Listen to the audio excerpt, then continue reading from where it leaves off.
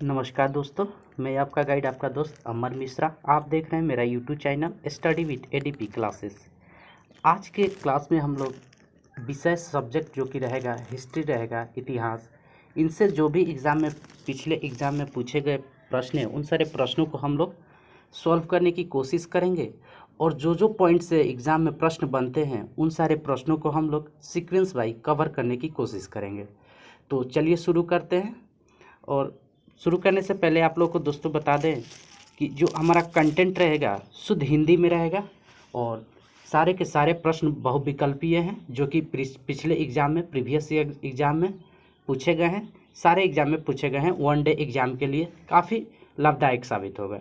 तो चलिए शुरू करते हैं दोस्तों। पॉइंट पहला है, ऋग्वेद के समय काबुल को किस नाम से जाना जाता था? ठीक ना, काबुल को किस नाम से जाना जाता था दोस्तों? तो कुंभा के नाम से जाना जाता था काबुल को। ठीक ना। नेक्स्ट पॉइंट है, ऋग्वेद में कितना सूक्त या कितना श्लोक है? तो 1028 श्लोक है दोस्तों। नेक्स्ट पॉइंट है, प्रारंभिक वैदिक आर्यों का धर्म मुख्यतः क्या क्या होता था? तो प्राकृतिक पूजा और यज्ञ का ज्ञान, ये क्या होता था? मुख्य धर्म होता था किसका? वैदिक आर्यों का। नेक्स्ट पॉइंट है, ऋग्वेद का काल लौ युग से संबंधित था। ऋग्वेद का काल लौ युग से संबंधित था। नेक्स्ट पॉइंट है, वितेस्ता का आधुनिक नाम क्या है? वितेस्ता एक नदी का नाम है, जैसे कि चेनाब, झेलम, सतलज, रावी ये सब नदी हैं।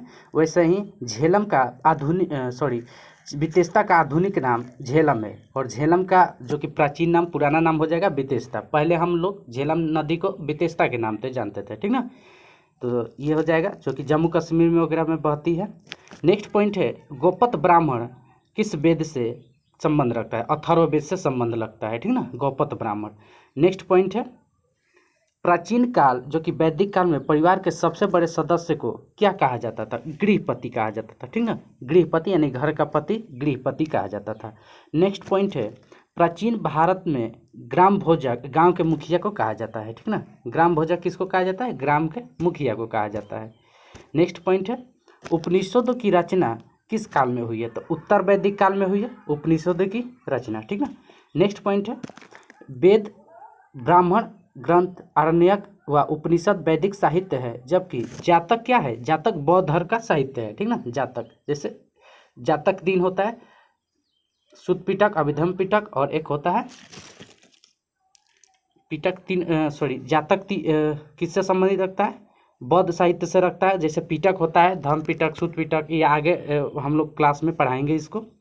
नेक्स्ट है, प्राचीन भारत में आश्रम व्यवस्था विभिन्न जिम्मेदारियों के साथ 4 चरणों में मानव जीवन काल का विभाजन किया है। कितने चरणों में दोस्तों? 4 चरणों में। नेक्स्ट, ऋग्वेद में निहित जो गायत्री मंत्र है को किसको समर्पित करते हैं? तो सावित्री को समर्पित करते हैं। ठीक ना, सावित्री को समर्पित करते हैं। नेक्स्ट पॉइंट है, ऋग्वेद में न्याय, वेदांत, योग व सांख्य में से सांख्य प्राचीनतम है। ठीक ना, सांख्य क्या है? प्राचीनतम है। बाकी ये 3 युग है जो आधुनिक है। ऋग्वेद काल में बहुपतित्व विवाह प्रचलन में नहीं था। बहुपतित्व विवाह मतलब कहने का तात्पर्य यह है कि एक स्त्री का विवाह 2 या 3 पति के साथ हो सकता है, 2-3 मर्दों के साथ हो सकता है। तो ये क्या था? विचलन यानी विवाह प्रचलन में नहीं था। किस काल में? वैदिक काल में नहीं था। ठीक ना। नेक्स्ट पॉइंट है दोस्तों, प्रश्न कह रहा है कि संसार ईश्वर है और ईश्वर मेरी आत्मा है, ये उपनिषदों में कहा गया है। ठीक ना, ये उपनिषदों में कहा गया है। नेक्स्ट है, प्राचीन भारत में अश्वमेध यज्ञ राजा की श्रेष्ठता स्थापित करने के लिए किया जाता था। ठीक ना, प्राचीन भारत में जैसे कि श्री राम प्रभु ने अश्व महायज्ञ कराए थे, जिसमें घोड़ा को छोड़ा जाता है और जो उसको पकड़ता है उनको चुनौती होता है कि उस राजा से लड़ाई करेंगे या अपनी पराजय स्वीकार करेंगे। ठीक ना। नेक्स्ट पॉइंट है, आश्रम व्यवस्था में ब्रह्मचर्य को प्रथम चरण माना जाता है। आश्रम व्यवस्था में किसको? ब्रह्मचर्य को क्या माना जाता है? प्रथम व्यवस्था माना जाता है। ठीक ना। ये सारे टू द पॉइंट है, वन डे एग्जाम के लिए काफ़ी इंपॉर्टेंट है। इन सारे पॉइंटों को आप लोग ध्यान में रखिएगा। नेक्स्ट पॉइंट है, प्राचीन भारत में वर्ण व्यवस्था के अंतर्गत वैश्य की भूमिका व्यापार और कृषि कार्य संपन्न करना था। ठीक ना, संपन्न करना था किसका? वैश्य का। नेक्स्ट पॉइंट है, ब्राह्मण, क्षत्रिय, वैश्य व शूद्र 4 भारतीय वर्ण है, जबकि वैश्य वर्ण नहीं है, वैश्विक वर्ण नहीं है। बाकी 4 है, कौन कौन? ब्राह्मण, क्षत्रिय, वैश्य और शूद्र, ठीक ना। नेक्स्ट पॉइंट है किदवंती राजा भारत के जिनके नाम पर हमारे देश का नाम पड़ा है कि पिता का नाम क्या था? दुष्यंत था, पिता का नाम दुष्यंत था, ठीक ना। नेक्स्ट भारत दर्शन मीमांसा के संस्थापक जैमिनी को माना जाता है। काफ़ी बार एग्जाम में इनसे प्रश्न बनता है कि भारत दर्शन मीमांसा के संस्थापक कौन है? तो जैमिनी है, याद रखेंगे। नेक्स्ट पॉइंट है महाभारत का मूल नाम यानी किस नाम से जाने? जय संहिता को मूल, महाभारत का मूल नाम होता है जय संहिता, ठीक ना। नेक्स्ट पॉइंट है हिंदू धर्म का पारंपरिक प्राचीन नाम सनातन धर्म है, ठीक ना, सनातन धर्म है। आइए और देखते हैं। नेक्स्ट है भारत ने अपना नाम सिंधु नदी से प्राप्त किया है। जैसे कि हम लोग पिछले अभी थोड़ी देर पहले हमने बताया था, झेलम का पुराना नाम क्या था? बेतेस्ता था, जो कि आधुनिक में उसको झेलम नाम से जानते थे। उसी तरह ये सिंधु नदी है, सिंधु नाम से ही भारत का नाम पड़ा है, ठीक ना। ये सब सिंधु, रावी, सतलज, व्यास, ये सब जम्मू कश्मीर साइड से उधर से निकलती है, ठीक ना।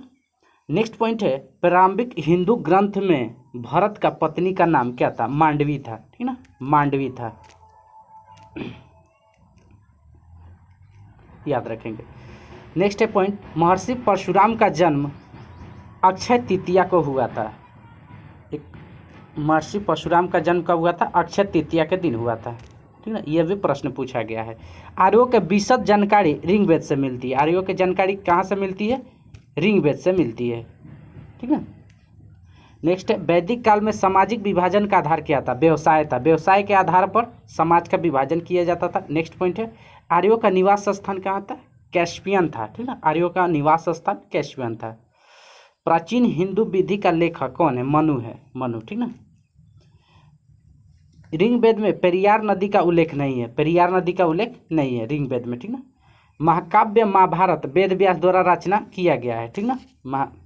यहाँ पर आप लोग से एक प्रश्न पूछते हैं कि रामायण किनके द्वारा लिखा गया है, ठीक ना। कमेंट बॉक्स में इसका उत्तर आप लोग टाइप करें।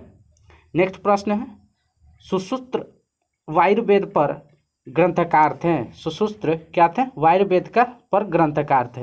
नेक्स्ट मान्यता अनुसार महाभारत की लड़ाई कुरुक्षेत्र में 18 दिन तक लड़ी गई थी।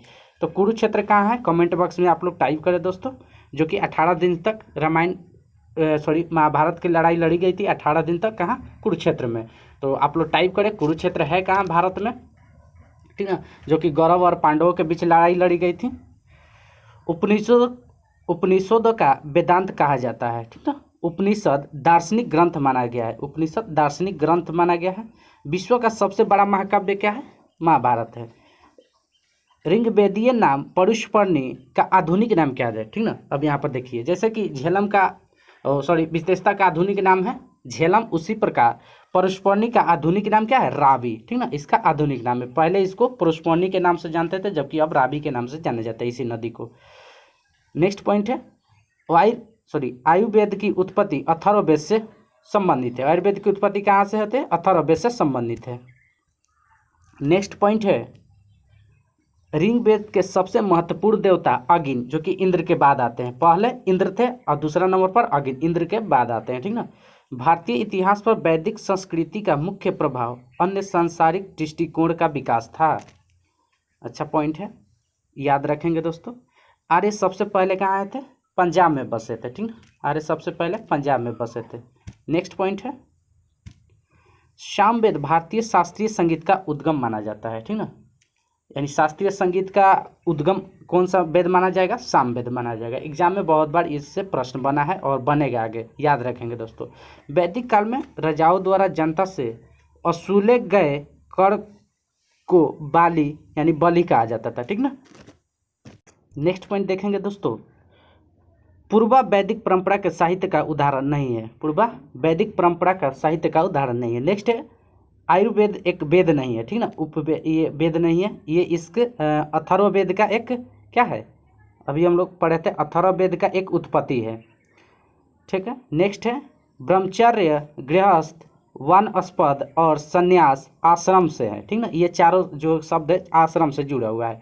अथर्ववेद में तंत्र मंत्र एवं जादू सम्मोहन का स्रोत सम्मिलित होता है, ठीक ना। जो कि जब भी पूछता है जादू टोना तंत्र मंत्र ये सब किस में है, अथर्ववेद में आता है। नेक्स्ट पॉइंट है हिंदू पुराणों के अनुसार ब्रह्मा ने अग्नि, वायु और रवि से प्रथम 3 वेदों का सृजन किया है। किसने किया है? तो ब्रह्मा ने। नेक्स्ट है बौद्ध और जैन धर्म से संबंधित कुछ टू द पॉइंट है, इनको हम लोग समझेंगे और कोशिश करेंगे इन सारे मतलब पॉइंट को याद रखेंगे ताकि एग्जाम में इनसे जो भी प्रश्न बनेंगे सारे प्रश्नों को सॉल्व किया जा सके। चलिए स्टार्ट करते हैं। पहला है त्रिरत्न। त्रिरत्न की अवधारणा किससे संबंधित है? जो जैन से संबंधित है त्रिरत्न की अवधारणा। नेक्स्ट है पंचतंत्र दंत कथाओं किसके द्वारा रचित मानी जाती है? तो विष्णु शर्मा के द्वारा मानी जाती है। पंचतंत्र के लेखक कौन हो जाएंगे? विष्णु शर्मा। नेक्स्ट पॉइंट है भारत का सबसे बड़ा तथा दुनिया का दूसरा सबसे बड़ा मठ तवांग मठ कहाँ पर स्थित है? काफ़ी बार एग्जाम में पूछा गया है, CHSL में भी पूछा गया है, MTS में भी पूछा गया है।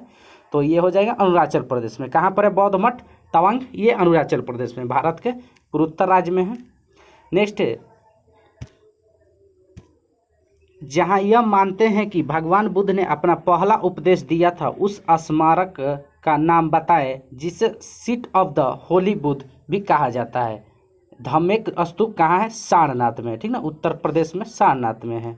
सर्वाधिक उपदेश वहीं पर अपना पहला उपदेश कहाँ दिए थे? सारनाथ में। और सर्वाधिक पूछेगा सर्वाधिक उपदेश कहाँ दिए थे? तो शरावती में दिए थे। नेक्स्ट है चलिए अब सारे प्रश्न हैं जो कि एग्जाम में प्रीवियस ईयर में पूछे गए उन सारे प्रश्नों को हम लोग सीक्वेंस बाई हम लोग सॉल्व करते हैं और देखते हैं हम लोग कितना पॉइंट याद किए हैं। तो स्टार्ट करते हैं। प्रश्न संख्या फर्स्ट है गौतम बुद्ध का जन्म कहाँ में हुआ था? तो गौतम बुद्ध का जन्म कहाँ हुआ था दोस्तों? ऑप्शन ए में बोधगया, बी में पाटलिपुत्रा, सी में लुम्बिनी और डी में दिया गया है वैशाली। तो हम लोग जानते हैं नेपाल के लुम्बिनी में गौतम बुद्ध जी का जन्म हुआ था, ठीक ना। कहाँ हुआ था? लुम्बिनी में, जो कि नेपाल में स्थित है, ठीक ना। यहाँ पर देखते हैं इसका व्याख्या। गौतम बुद्ध का जन्म कपिल वस्तु के लुम्बिनी नामक वन में शाक्य क्षत्रिय कुल में इनसे भी प्रश्न बनते हैं 563 ईसा पूर्व में हुआ था। लुम्बिनी किससे? नेपाल में है, ठीक ना, कपिल वस्तु में। नेक्स्ट है क्वेश्चन नंबर 2 है बुद्ध शब्द का तात्पर्य होता क्या है? बुद्ध का अर्थ क्या होता है, ठीक ना। तो ए में दिया गया एक विजेता, बी में है एक परिमोचक, सी में है एक ज्ञान संपन्न व्यक्ति और डी में है एक भ्रमणकारी और डी में इनमें से कोई नहीं। तो सी में है बुद्ध का एक अर्थ होता है एक ज्ञान संपन्न व्यक्ति, ठीक ना। आंसर संख्या सी हो जाएगा। इसका दिया हुआ व्याख्या को हम लोग पढ़ते हैं। बुद्ध शब्द का अर्थ होता है जाड़ित या ज्ञान संपन्न, ठीक ना। गौतम बुद्ध को ज्ञान प्राप्त होने के बाद बुद्ध कहा गया है। यह ज्ञान बोधगया बिहार में प्राप्त हुआ था। बोधगया में बिहार में प्राप्त हुआ था, याद रखेंगे। नेक्स्ट प्रश्न बनेंगे इन्हीं से। गौतम बुद्ध की मृत्यु कहाँ हुई थी? ये ऑप्शन में है लुम्बिनी। तो लुम्बिनी में क्या हुआ था? नेपाल के कपिल वस्तु के लुम्बिनी वन में क्या हुआ था? और क्षत्रिय कुल में हुआ था, यहाँ पर जन्म हुआ था, ठीक ना। बी में है शरावती, जो हम बताए थे सर्वाधिक उपदेश शरावती में दिए थे। कुशीनगर में ही इनका क्या हुआ था? मृत्यु हुई थी, ठीक ना। और बोधगया में ज्ञान की प्राप्ति हुई थी। यहाँ से चारों ऑप्शन हम लोग क्लियर कर दिए। तो हम लोग का क्वेश्चन कह रहा है कि गौतम बुद्ध की मृत्यु कहाँ हुई थी दोस्तों? कुशीनगर में हुई थी, ठीक ना। आइए देखते हैं इसका व्याख्या। गौतम बुद्ध की मृत्यु 483 ईसा पूर्व में मल्ल गणराज्य कुशीनगर उत्तर प्रदेश में हुई थी। बिल्कुल सही है। बौद्ध धर्म में से महापरिनिर्वाण कहा गया है। तो इनके मृत्यु को महापरिनिर्वाण के नाम से भी जाना जाता है। पूछ देता है कि महात्मा बुद्ध की महापरिनिर्वाण कहाँ हुई थी, ठीक ना, और किस कुल में भी हुई थी वो भी पूछता है, ठीक ना। तो मल्ल कुल में हुई थी और कहाँ हुआ था? कुशीनगर में हुआ था। नेक्स्ट पॉइंट है 4 नंबर प्रश्न। गौतम बुद्ध के संबंध में सभी सही है सिवाय एक, यानी 3 गो सही है और एक गलत है, ठीक ना। तो यहाँ पर चेक करते हैं। उनका जन्म लुम्बिनी में हुआ था, बिल्कुल सही है। उनकी मृत्यु कुशीनगर में, ये भी सही है। सी कर है उनके ज्ञान की प्राप्ति बोधगया में, ये भी सत्य है। 4 कर है उन्हें ज्ञान की प्राप्ति राजगीर में हुई थी, ये बिल्कुल गलत है। राजगीर में ना होकर उनके ज्ञान की प्राप्ति बोधगया में हुई थी, ठीक ना। तो 4 का आंसर डी हो जाएगा, बिल्कुल सही है। क्वेश्चन संख्या 5 कह रहा है कि गौतम बुद्ध को कौन सी जगह ब्रह्म ज्ञान प्राप्त हुआ था? ब्रह्म ज्ञान कहने का तात्पर्य है उनको ज्ञान की प्राप्ति क्या हुई थी? अभी हम लोग देखें बोधगया में, बिहार के बोधगया में प्राप्ति हुई थी, ठीक ना। आइए इसका दिया हुआ व्याख्या को हम लोग पढ़ते हैं। व्याख्या पढ़ने के मेन मकसद होता है कि इनसे जो भी प्रश्न बनेंगे उन सारे प्रश्नों को यहाँ पर समझा दिया जाता है, ठीक ना। नेक्स्ट है